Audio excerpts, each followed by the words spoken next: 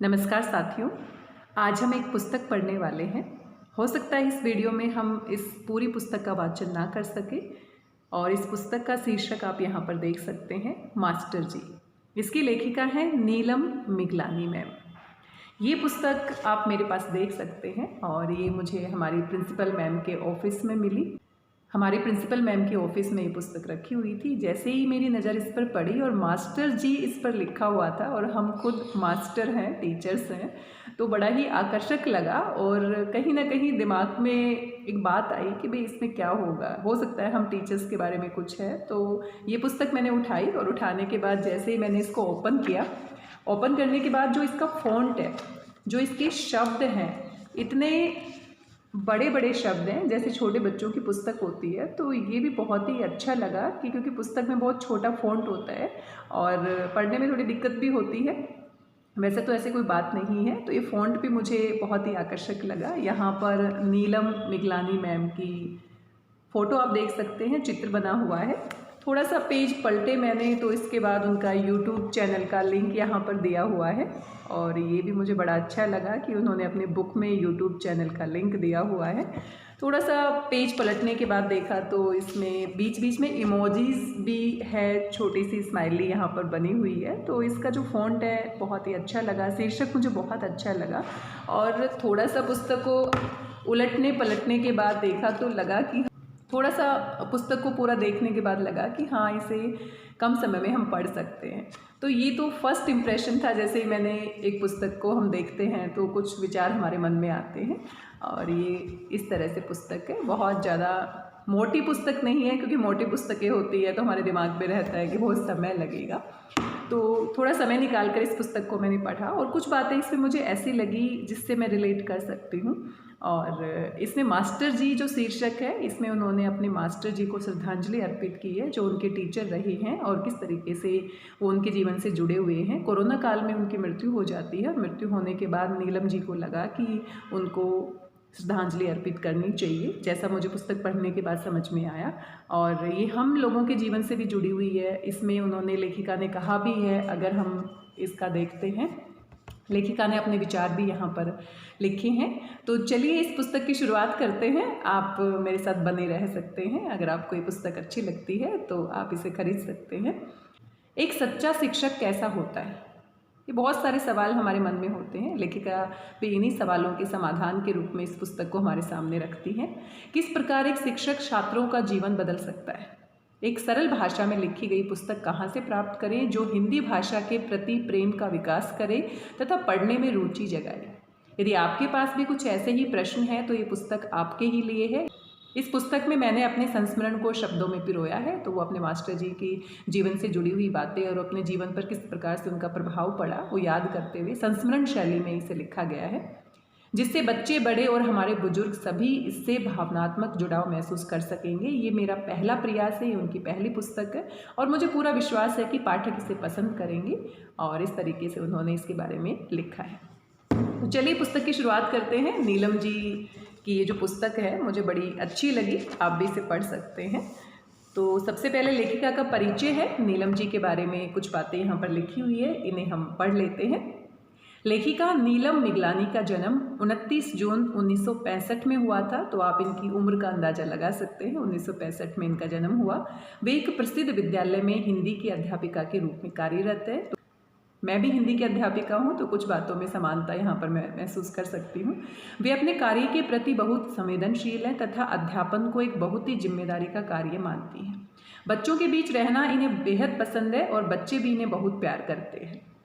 अध्यापन तथा लेखन के अतिरिक्त इन्हें नाट्य कला में भी विशेष रुचि है। कुछ समय श्री अरविंद गौर जी से थिएटर सीखकर कई नाटकों में काम भी किया, जिसे काफ़ी सराहा गया।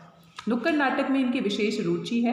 विभिन्न सामाजिक विषयों पर वे अक्सर विद्यालय में विद्यार्थियों द्वारा नुक्कड़ नाटक करवाती रहती हैं। NCERT एवं अनेक पाक्षिक तथा मासिक पत्रिकाओं के साथ लेखन कार्य कर चुकी हैं। वे यूट्यूब चैनल के माध्यम से भी अध्यापन कार्य करती हैं, जिसमें विशेषकर दक्षिण भारत से इन्हें बहुत स्नेह मिला है। हिंदी विषय में विद्यार्थियों की रुचि बढ़ाने के लिए वे बच्चों में जोश और उत्साह भरकर खेल, कहानियों तथा विभिन्न क्रियाकलापों का सहारा लेती हैं। इनकी संगीत में भी बहुत रुचि है और इन्हें अच्छे गीत सुनना और गाना दोनों पसंद है। तो ये पूरी जानकारी है लेखिका के बारे में। उन्होंने अपना यूट्यूब चैनल का लिंक भी यहाँ पर दिया हुआ है। और आगे लेखिका की कलम से तो लेखिका अपने पाठकों को, श्रोताओं को संबोधित करती हैं। कहते हैं, जब हम कुछ रचनात्मक कार्य करते हैं तो उसकी प्रेरणा ऊपर से आती है।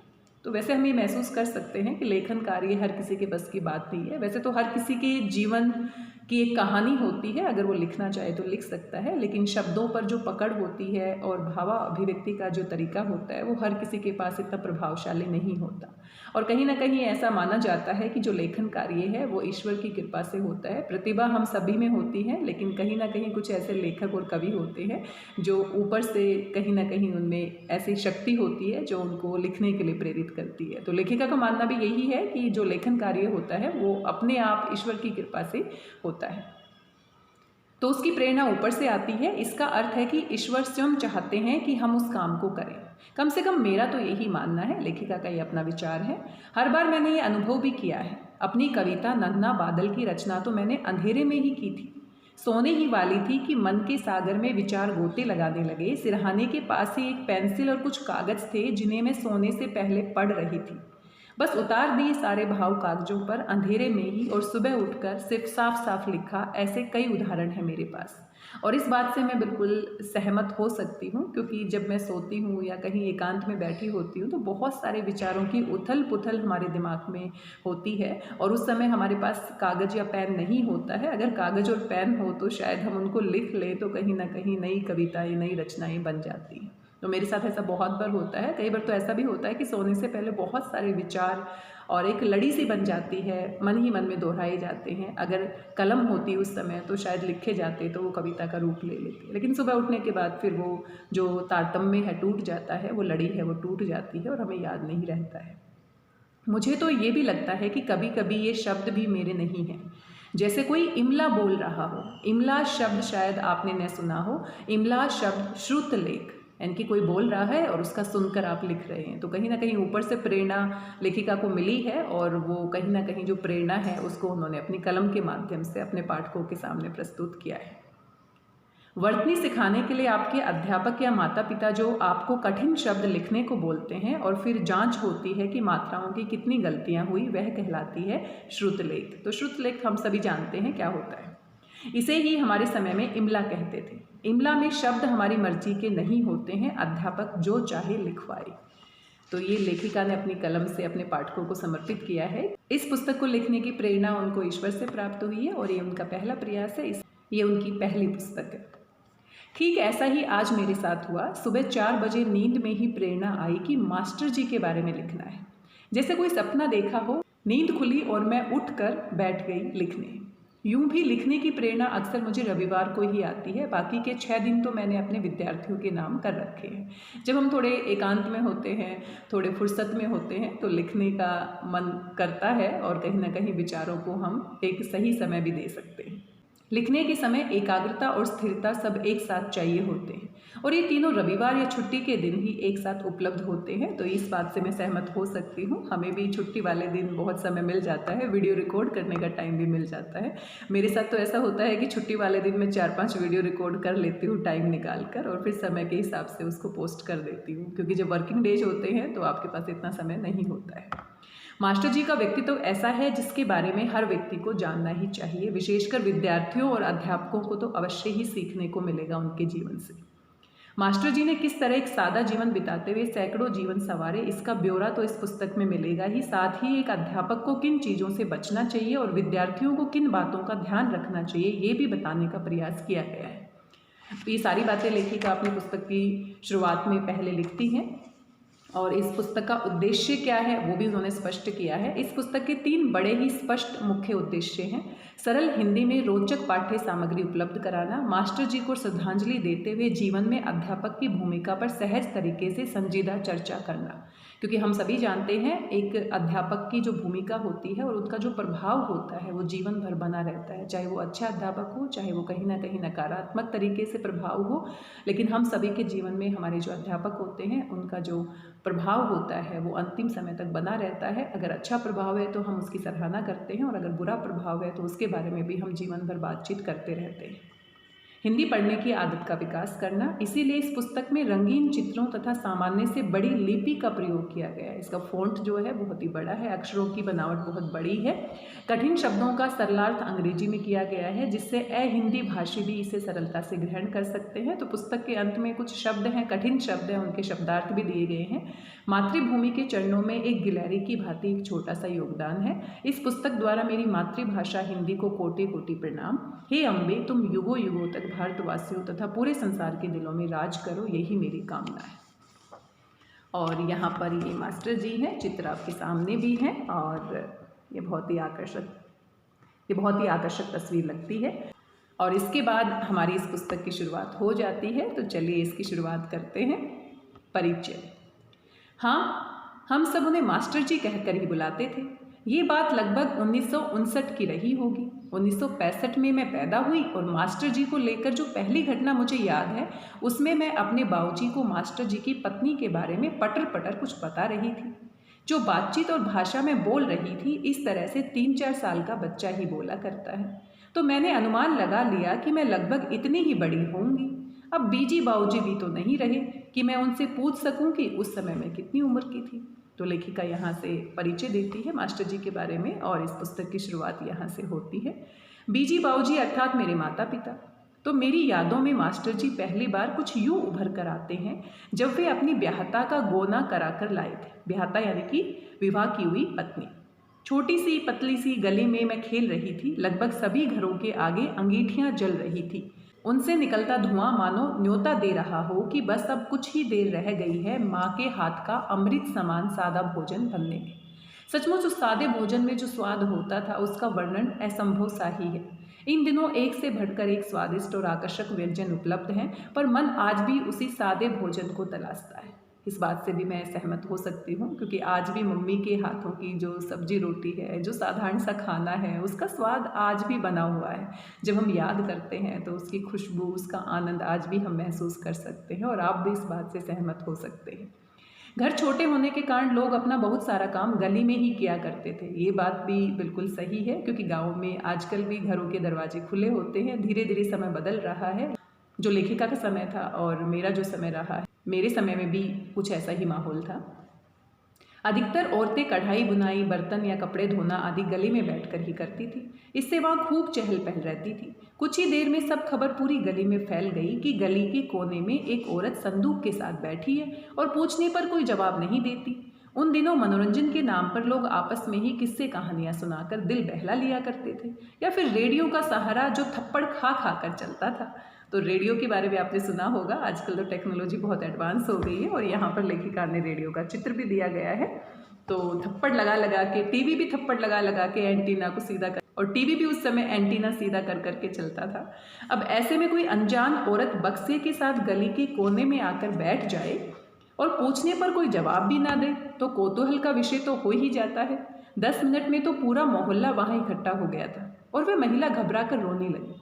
तभी एक ऑटो रिक्शा वहाँ रुका और मास्टर जी उसमें से उतरे।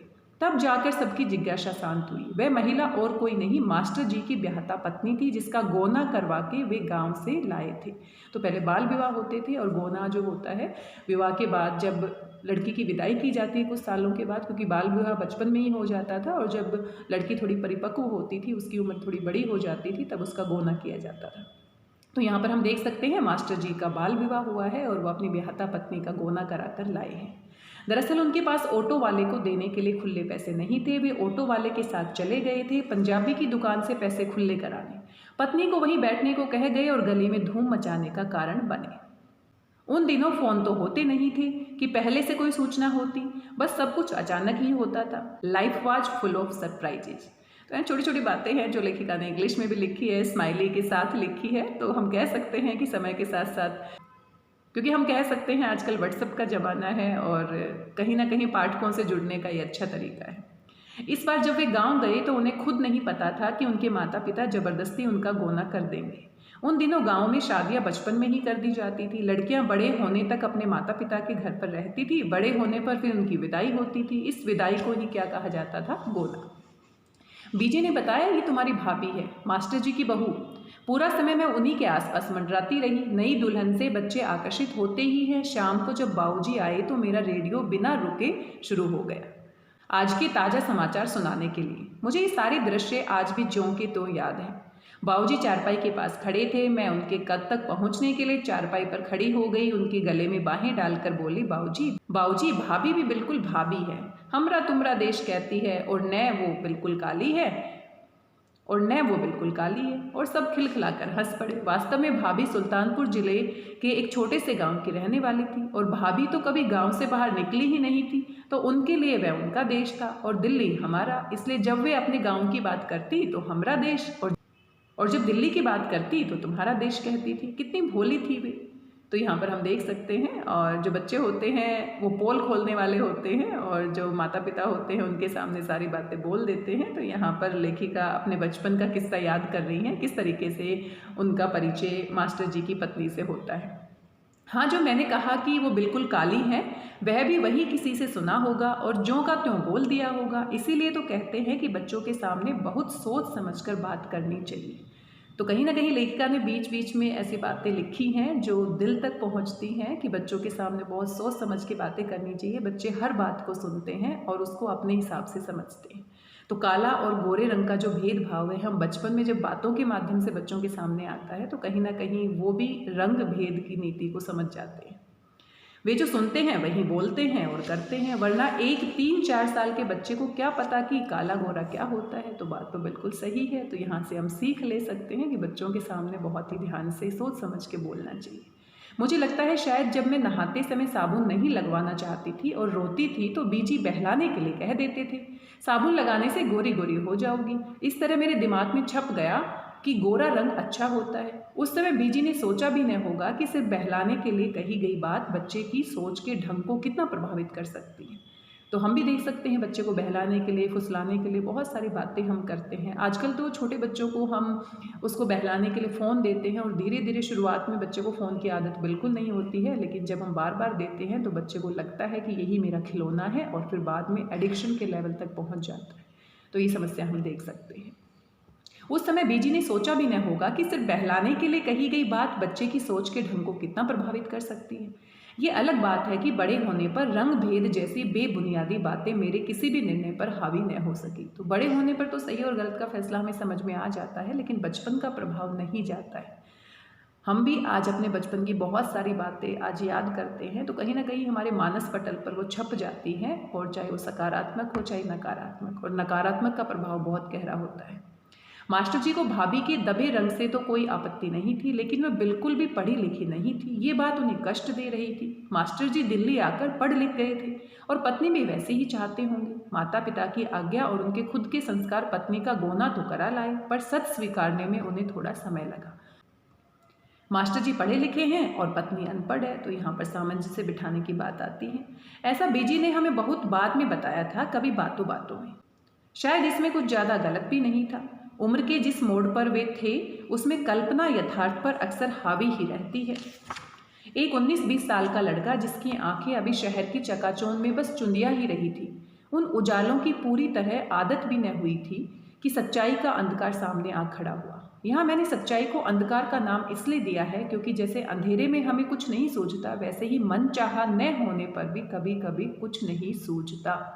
जब हमारी मन की इच्छा पूरी नहीं होती है तो कहीं ना कहीं मन में असंतोष होता है और वो कहीं ना कहीं हमें पीड़ा देता है, कष्ट देता है। धीरे धीरे ज्ञान का दीप जलाने पर हम सच को पहचान कर अपनाने लगते हैं। उस समय मुझे इतनी अकल कहाँ थी जो ये सब समझ सकूं। बस इतना याद है कि मास्टर जी भाभी को बात बेबात डांटते रहते थे। कई बार बीजी को भी कहते सुना कि इतना मत डांटा करो। भाभी को सुघड़ बनाने में बीजी ने बहुत मदद की। कढ़ाई, सिलाई, घर के काम सब में निपुण हो गई थी वे। रही कसर पढ़ने लिखने की तो मास्टर जी ने उन्हें समय निकालकर पढ़ाना भी शुरू कर दिया था। सचमुच इंसान अगर सच को स्वीकार करके कुछ करना चाहे तो राह निकल ही आती है। कोशिश करके हम जीवन को अपने अनुसार ढाल ही लेते हैं। तो बीच बीच में बहुत ही अच्छी बातें लिखी हुई हैं, अगर हम समझें तो कहीं ना कहीं हमारे जीवन से जुड़ी हुई है। अब मैं भाभी की वजह से मास्टर जी के घर अक्सर जाने लगी। छोटे बच्चों को नई नवेली दुल्हन का बहुत शौक होता है। मुझे भी अच्छे से याद है जब मेरे चाचा की शादी हुई थी और चाची जब नई नई दुल्हन बन के आई थी तो मैं उनके साथ चिपकी रहती थी। चाची के पास बैठना, उन्हीं के पास लगे रहना, और ये बच्चों की आदत होती है। आज भी जब घर में शादी होती है और नई नवेली दुल्हन आती है तो घर के छोटे बच्चे उन्हीं के आसपास मंडराते रहते हैं, वहीं खेलती रहती। भाभी का भी मेरे साथ खूब मन लगता था। अगर मैं ये कहूँ कि मास्टर जी से मेरा असली परिचय भाभी के आने के बाद ही हुआ है तो गलत न होगा। और यहाँ पर आप देख सकते हैं एक चित्र बना हुआ है बस कंडक्टर का, और दूसरा जो यहाँ पर पाठ दिया गया है, विषय सूची में अलग अलग पाठों में ये पुस्तक विभाजित है। पहला परिचय था, परिचय किस प्रकार से होता है, और दूसरा है बस कंडक्टर से मास्टर जी। तो पहले मास्टर जी बस कंडक्टर थे और कैसे वो मास्टर जी बने, तो इसकी कहानी यहाँ पर आगे हम पढ़ते हैं। आशा करती हूँ आपको अच्छी लग रही होगी ये पुस्तक, और जल्दी ही ये समाप्त हो जाएगी। आज की वीडियो में अगर हम इसका वाचन कर पाए तो अच्छी बात है, या फिर हम एक और वीडियो में इसका वाचन कर सकते हैं।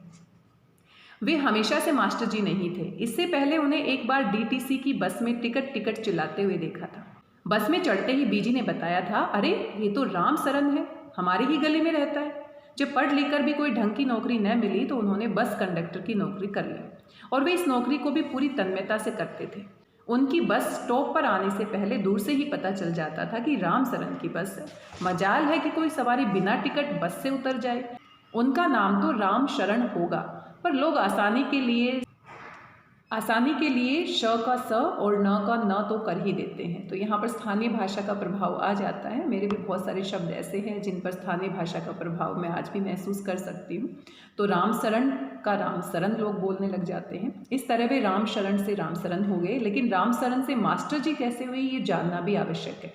ये घटना भाभी के आने से काफ़ी पहले की है। कंडक्टरी में ज़्यादा कुछ मिलता नहीं था और उन्हें गांव में माता पिता को भी पैसे भेजने पड़ते थे। हमेशा खाने के लाले पड़े रहते थे।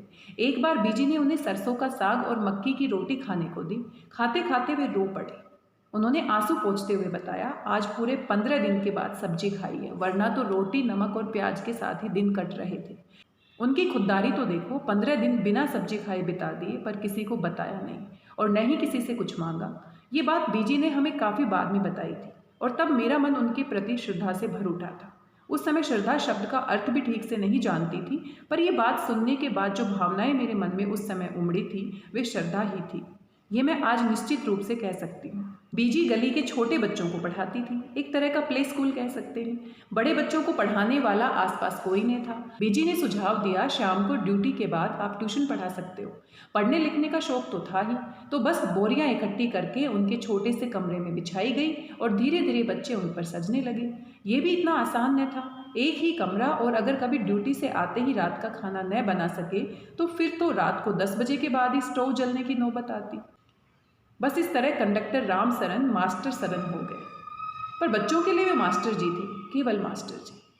तो ये उन्होंने मास्टर जी का परिचय दिया है कि किस तरीके से वो कंडक्टर से मास्टर जी बनते हैं। अगला जो यहाँ पर अध्याय है, मज़ेदार खेल। तो ये इस तरह से छोटे छोटे चैप्टर बने हुए हैं, मज़ेदार खेल। ये सब मैंने नहीं देखा, बीजी और अपने भाई से सुना। भाई को वीरा कहती थी मैं। भाभी के आने से पहले मैं मास्टर जी के यहाँ कभी नहीं गई थी।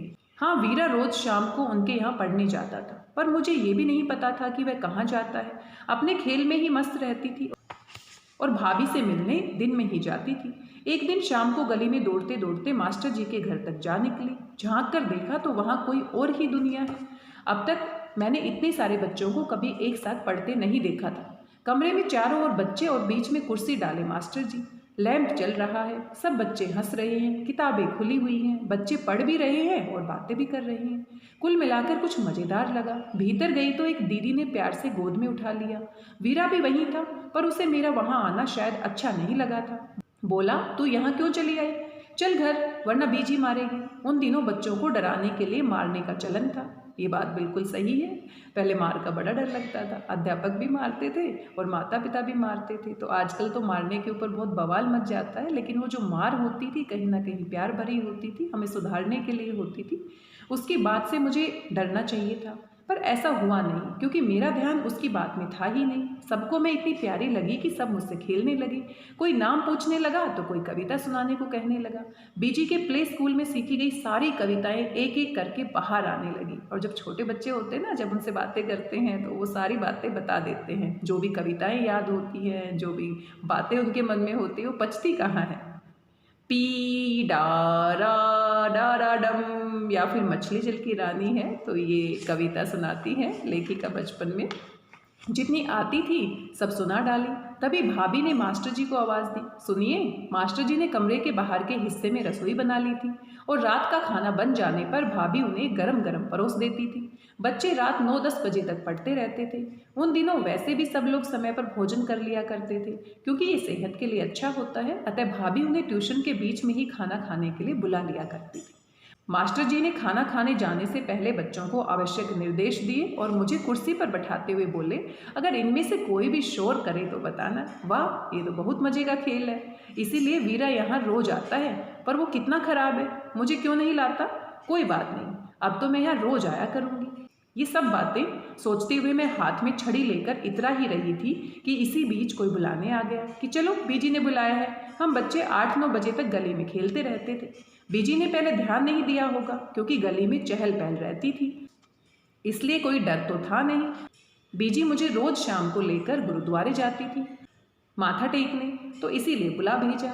जिस जगह हम रहते थे वहाँ कोई बगीचा वगैरह नहीं था। गुरुद्वारा ही एक ऐसी जगह थी जहाँ कुछ खुली हवा मिल जाती थी। बीजी मुझे अक्सर वहाँ ले जाती थी। जब हम गुरुद्वारे से घर लौटे तब तक वीरा भी लौट आया था। बच्चों, उन दिनों हम कभी घर को ताला नहीं लगाते थे, तो गांव में ही परंपरा थी। आजकल धीरे धीरे कम होती जा रही है। गांव में पहले बहुत विश्वास होता था और एक दूसरे पर भरोसा होता था, आसपास के लोग मिलजुल कर रहते थे। तो आजकल लाइफस्टाइल बदल गया है, जीवन जीने का तरीका बदल गया है। हम कभी घर को ताला नहीं लगाते थे, कुंडी भी इसीलिए कि कोई कुत्ता या बिल्ली भोजन न खराब कर दे। वीरा आते ही बोला, इसे मत भेजा करो वहाँ, पूरी क्लास खराब कर दी, बहुत डिस्टर्ब किया इसने। तब तो बहुत गुस्सा आया था, पर आज सोचती हूँ करते ही होंगे डिस्टर्ब। मुझसे कहा गया कि जो बच्चे स्कूल जाते हैं केवल वही जा सकते हैं मास्टर जी के यहाँ। तो हम देख सकते हैं जो बड़े भाई बहन हैं, अगर वो कहीं पढ़ने जाते हैं ट्यूशन पर और उनके छोटे भाई बहन उनके साथ जाएं तो उनको थोड़ी हेजिटेशन होती है, थोड़ी शर्म आती है। तो यहाँ पर वीरा के साथ भी ऐसा ही हो रहा है और वो कहीं ना कहीं अपनी छोटी बहन को डांट रहे हैं कि तुम वहाँ पर क्यों आई। तो ऐसा हमारे साथ भी होता है। अगला अध्याय है मेरा पहला सबक, और मुझे लगता है वीडियो बहुत लंबा हो जाएगा, तो मेरा पहला सबक हम अगले वीडियो में पढ़ेंगे। आज के लिए बस इतना ही। आशा करती हूँ पुस्तक आपको अच्छी लगी होगी और बड़ी मज़ेदार सी पुस्तक है, आप आसानी से इसे पढ़ सकते हैं, ज़्यादा समय नहीं लगेगा। एक सीटिंग में भी आप इसे पढ़ सकते हैं या 2 दिन में भी आप इसे पढ़ सकते हैं। तो आज के लिए बस इतना ही। धन्यवाद। मिलते हैं इसके दूसरे भाग के साथ। तब तक स्वस्थ रहिए, व्यस्त रहिए, मस्त रहिए और खुश होकर पढ़ते रहिए, अपने जीवन में आगे बढ़ते रहिए। धन्यवाद, बहुत बहुत धन्यवाद।